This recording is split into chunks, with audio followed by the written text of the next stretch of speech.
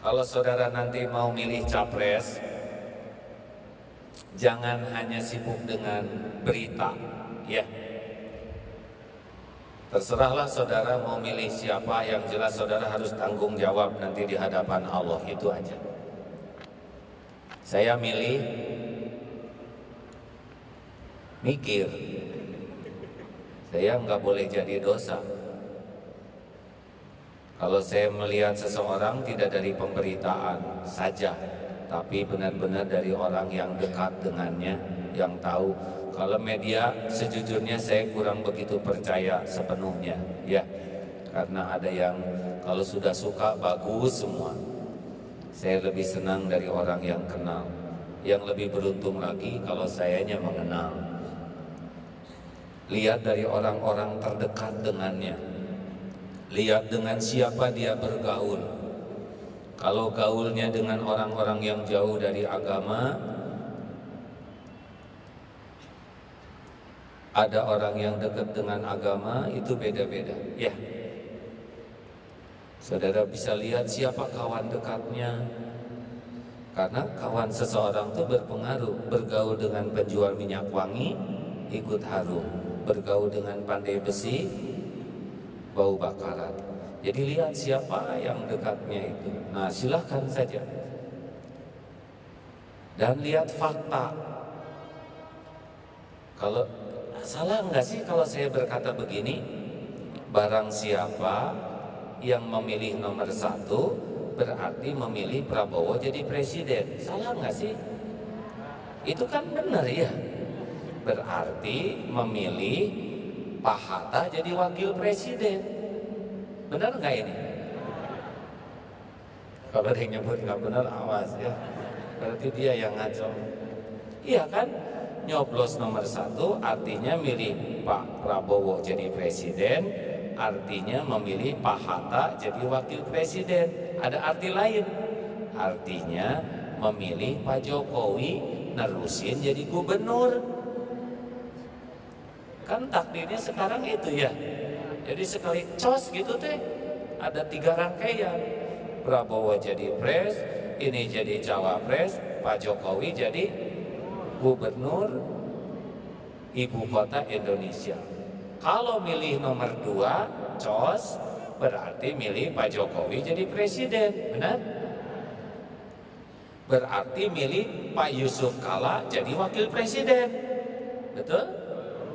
Berarti memilih Pak Ahok, Pak Basuki jadi gubernur ibu kota Indonesia. Benar nggak sih omongan saya ini?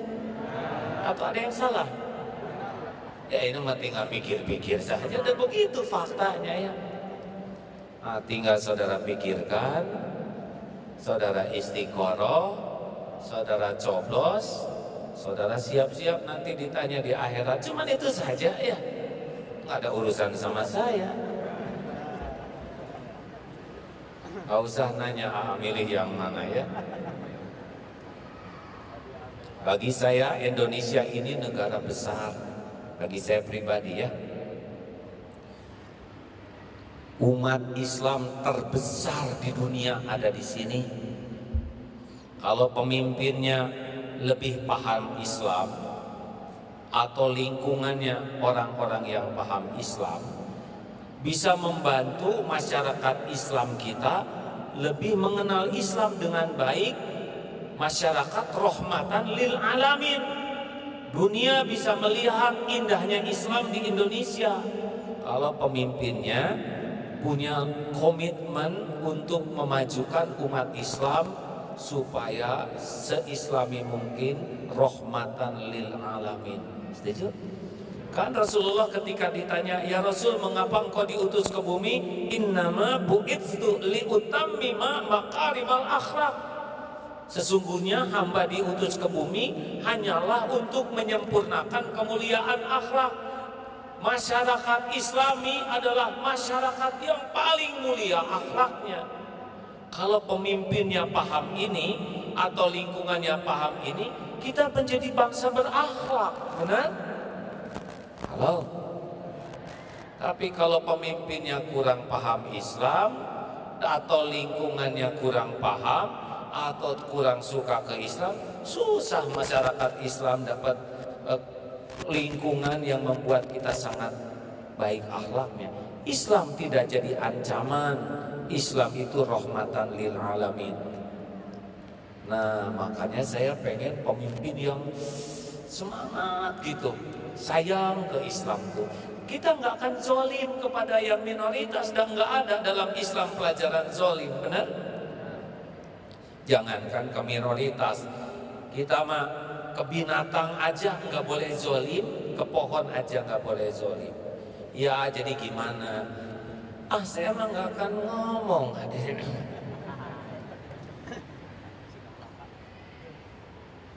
Jadi begini ya.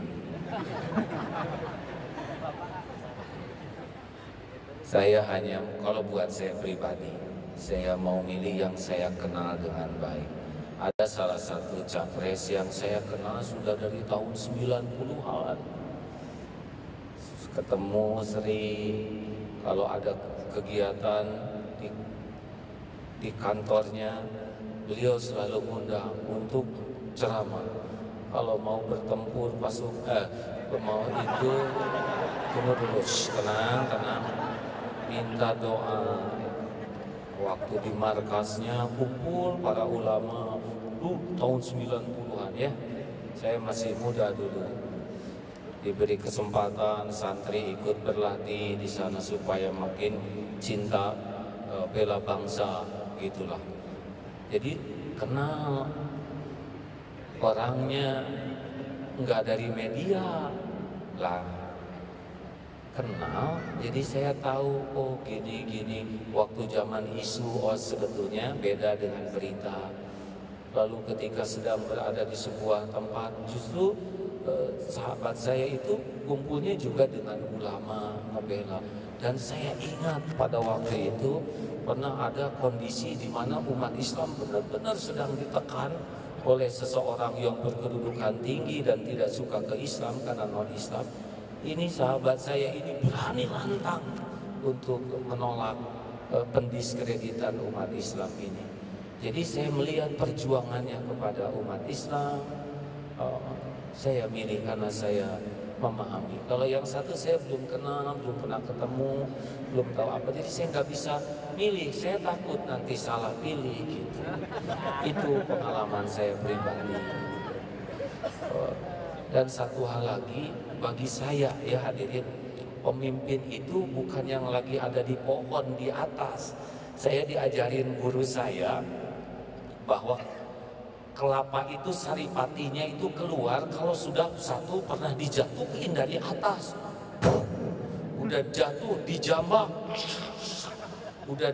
digetok sampai belah kelapa kan gitu. Udah digetok, dicungkil, disisip, diparut, dipelek. Barulah keluar saripati. Kalau masih bertengger di atas, kata guru saya, nggak keluar saripati kematangannya. Jadi saya nyari orang yang babak belur seperti itu. Bukan karena saya ngalamin babak belur ya, tetapi ya friend lah, begitulah.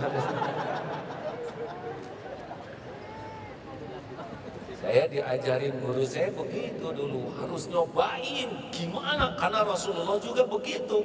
Ketika mulai risalah kenabian, wah kawan jadi lawan, puji jadi caci, sahabat jadi musuh. Wah, tapi lihat kalau sudah begitu bangkit, nah biasanya banyak ilmu dan pengalaman untuk mengatasi masalah. Saudara boleh beda pendapat, karena nanti kita di akhirat masing-masing ya. Masing-masing, wartawan masing-masing. Wartawan mau lebih berat lagi ya. Masalah nulis di atas saya kepeng tutung. Kita doakan saja. Siapapun nanti yang ditetapkan Allah, kita syukuri ya. Kita lakukan yang terbaik. Setuju? Jangan musuhan. Pendapat boleh beda, ukhuwah tetap terjaga. Sepakat?